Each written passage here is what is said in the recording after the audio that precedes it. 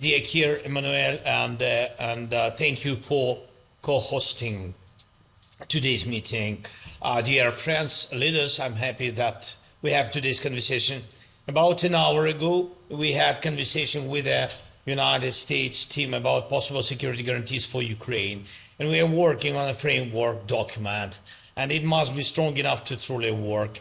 We believe this document should be approved by the United States Congress. This would mean real, solid, legally binding security guarantees for our country, and they must actually be implemented. Of course, a working model of security guarantees is impossible, and we underlined it, impossible without Europe and all members of our coalition of the willing, from Canada to Japan, Australia, and New Zealand. Thank you all. Everyone's contribution matters, and I believe most of you already know what is needed and how this can work. And now we need to coordinate everything so that the Americans are fully on board in every process. Yesterday we also talked with American team about an economic agreement and what U.S. involvement could look like in Ukraine's recovery and post-war development.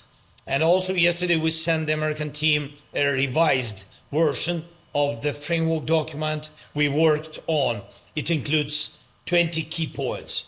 These can be the foundation for everything, and I'm waiting for feedback from America.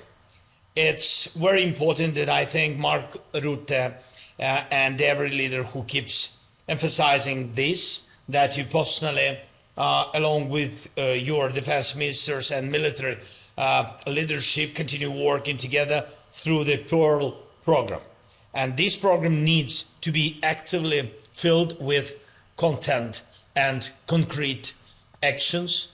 And thank you to everyone who is helping us keep the front line stable, strengthen our air defense, and maintain our overall resilience, especially now as Russian strikes on our energy infrastructure continue each day.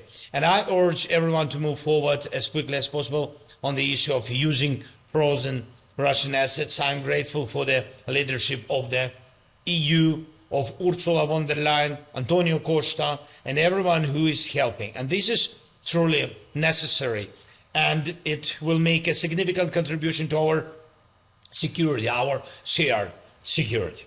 And one more point, we are ready to work with President Trump in any format. And if President Trump is speaking more about elections in Ukraine, I want to say this very openly. We can try to hold elections. Ukraine is not hiding from democracy, but to make elections possible, there must be a security component, and America can help with this the most. If there is a need for elections now, there must be a ceasefire at least during election process and during voting, and this is something that must be discussed. And honestly, we think here in Ukraine that America should speak to the Russian side about this. Let's see what's next. And so I ask you to support Ukraine in this and other important matters. Thank you again, Kir.